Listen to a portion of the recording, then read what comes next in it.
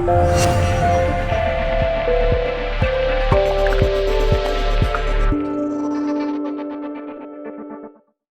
are here this evening at Bitcoin Wednesday in Amsterdam on the 6th of September, having an interview with Adrián Garelik from Flixxo.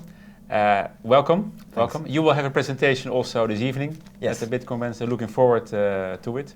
Great. So let's start with let's say getting a view on your background and how you come to this space of Flixxo. Flixx is a content video distribution platform, right? Using blockchain technology. Yeah. So what is your background? What is your team? And how do you come to this domain? Okay. Well, I am a filmmaker, Okay. but I was always interested in technologies, and I have some companies mixing video distribution on gaming. So I was always looking for new trends on technology. And my life changed one day when my yoga instructor put a sign on its studio that says, "We take Bitcoin." Okay. So I've heard of Bitcoin before of that. How long ago was it? 2014. Okay. So I get obsessed with Bitcoin. I start reading everything and watching the movies and going to meetups. I came from Buenos Aires, and Buenos Aires has a very strong community, a Bitcoin community. Yeah. So I started going to meetups, and I started meeting people, and these people introduced me to other people, and these other people introduced me to other people. And at some point, I started asking the good questions, and I started gathering the good people, and we ended founding Rootstock. Okay. RSK, Yeah. the smart contract platform on top of Bitcoin. Yeah.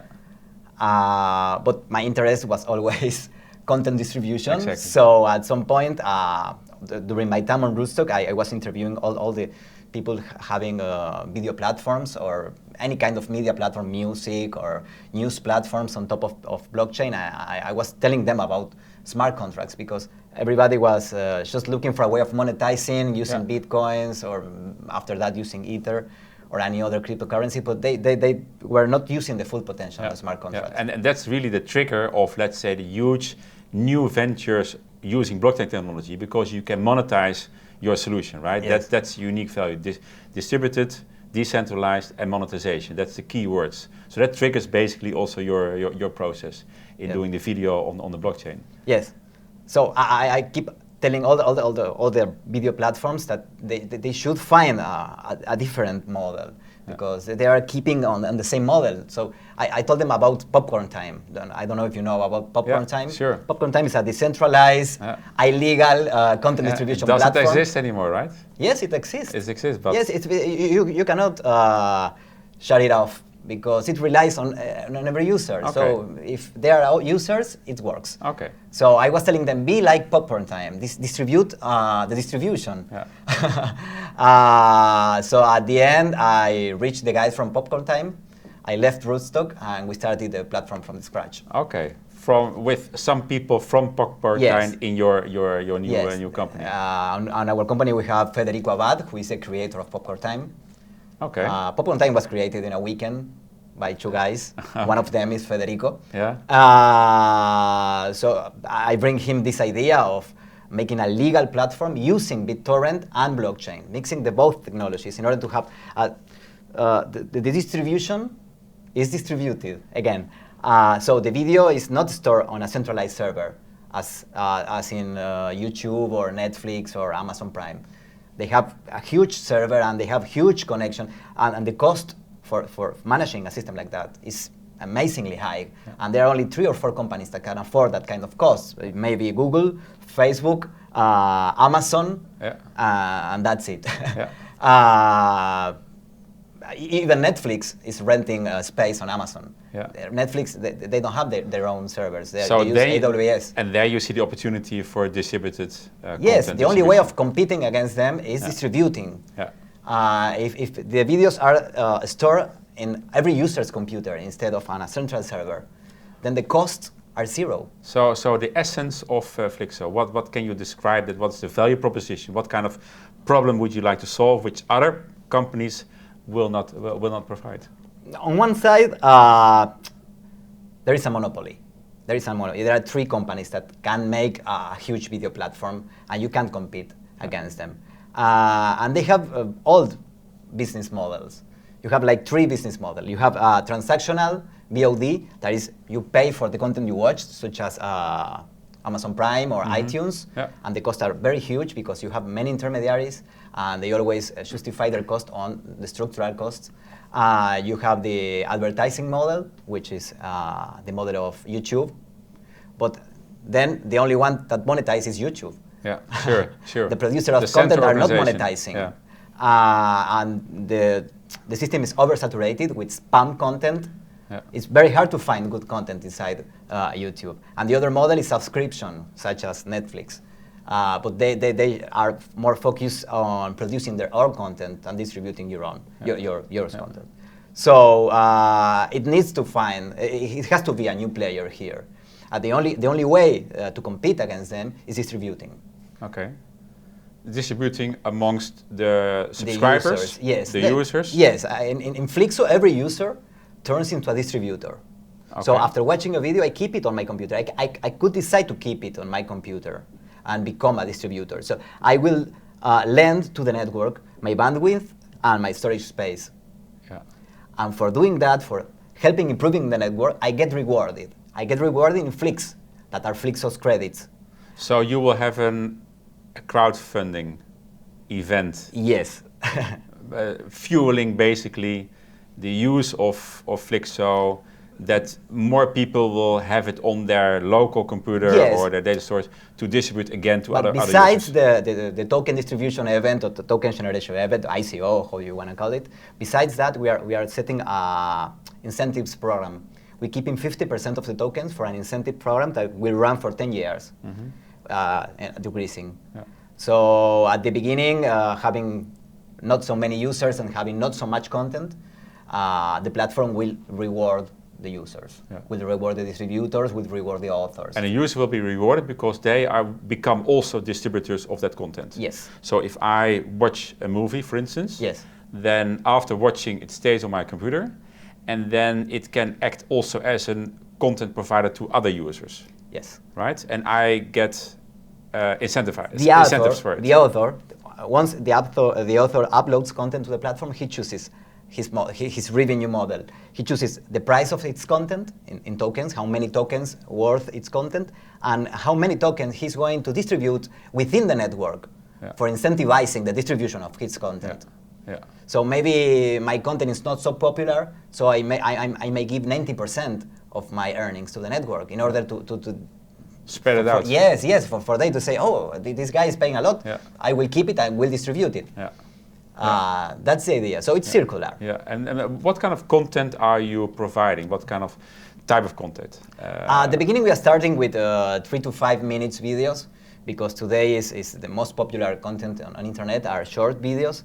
And those videos are the easiest to monetize, because now a movie, for monetizing a movie in a network like this, you should have like, I don't know, 10 million users. Sure. But for monetizing this content that pays you nothing on YouTube, it's easier, because in our platform we do have an advertising system. Advertisers pay to the user. So if I run out of credits and I am distributing and it's not enough for watching the content I want to watch, I can ask for advertisement. Yeah. Okay. So it's like the VIT token. Yeah. So the advertiser is paying me for giving 15 seconds of my attention to his content. Okay, so similar to, let's say, the Brave browser, where the user of the Brave browser will receive the BAT tokens from the advertisers, where they will advertising on his browser. And with the receiving of the BAT tokens, user can pay the content providers. That's basically the model of the Brave model. So you will do the same in distributing your content to the user. So if I download some videos, it will be on a computer. How will I see then the advertising? While watching the video, or is it on a You ask for advertising. It's not like you have pre-roll, mid-roll videos, advertising, on video. Like in Facebook today, if you are watching a 1.30 minutes video, they put you an advertising in the middle. Exactly. Of a 1 minute and a half, and you're watching advertising in the middle. That's annoying. And the side of the user experience is ugly. It's very bad. It should not happen. So If you want to watch this content and you don't have enough credits, you ask for advertising. Okay. And how will you consume the advertising? You would watch it. It's video. Before the video or after video or? No. You will earn credits after watching the advertising. So if I want to watch this content here and it costs 3 Flixx, and this advertising is paying me 2 Flixx, and I have 1 Flixx, so I will ask for advertising. I watch that, and then I watch the video I want to watch. Okay. So let's say you ask for advertising. Yes. Then you click on go for more advertising. You go for dinner, and after 1 hour you earned a lot of money, so you can rent a video. Is it? No. The platform will discover such behavior. Okay, yes. because that's the easy way of getting the total. Right? And also we are segmenting. Our business is taking a cut here, only within the advertiser and the user. We are not taking anything between the user and the author. Okay. It all remains to them. Yeah. 100%. Yeah. We are taking 10% of the business of the advertiser, but we are segmenting its users. Yeah. So you want to advertise to a male, 30 years old, living in United States. I can get you that user for you. Even my users can remain anonymous. I know what they have watched before, so I know more or less who he is. You can profile. Yes. So that's the idea. And on our team, we have a company. We have a whole company. We have a Javier Dovidio that runs a company called Advertisements, and they specialize on big data and artificial intelligence. Yeah. So mentioning your company. Yes. How big is your company? You mentioned already a few names, but how big is it, and how will it grow in the future? We are 4, basically. You have me. You have Federico Abad, the creator of Popcorn Time. You have Pablo Carvajo. That's a cryptocurrencies expert. He created a long-lasting altcoin called Riecoin that has been listed for years and on many exchanges. And we have Javier, which runs this company called Advance. So we are using his force, his human resources. Okay. So in the development of the platform, we already have 4 or 5 people from its company. Yeah. So what is your launching roadmap? I mean, is it already live? How many users do you have? We have an alpha version. Yeah. Because in order to launch our platform, we need to gather a lot of content. Yeah. So part of the money we are trying to reach on the ICO or pre-sale event, or how do you want to call it? Yeah, crowd sale or token generation event. We are going to use that money for gathering content, for looking for the content, trying to bring some YouTubers to the platform. Since you have YouTubers that have like 2 million views per month and they are earning nothing, so we can subsidize their production. But getting the content is key, I think, for your business. Yes. Right? The idea is going to Los Angeles. We've been in touch with some YouTubers from Los Angeles and from YouTubers from Spain and also from Latin America. And the idea is to co-produce.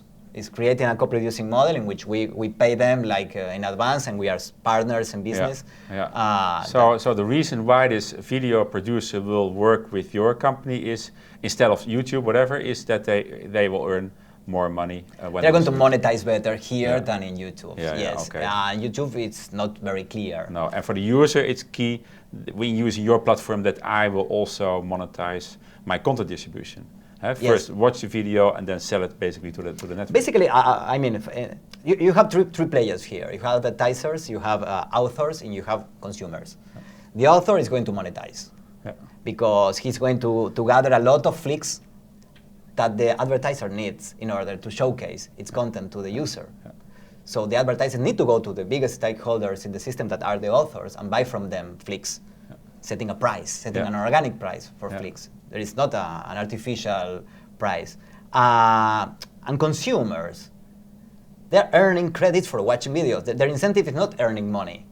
Because a model like this, maybe when thinking on cloud storage, distributed cloud storage, sometimes I think that the model fails because the incentives there are economical.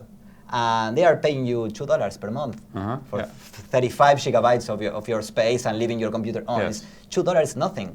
But maybe $2 on content, it's a lot. Maybe if you could monetize what you watch on YouTube, maybe you spend $2 in a month. So Yeah. $2 is a lot of Yeah, money yeah. for looking at it as a consumer. And my consumers are teenagers, millennials. Yeah. And for them also, this is their first cryptocurrency.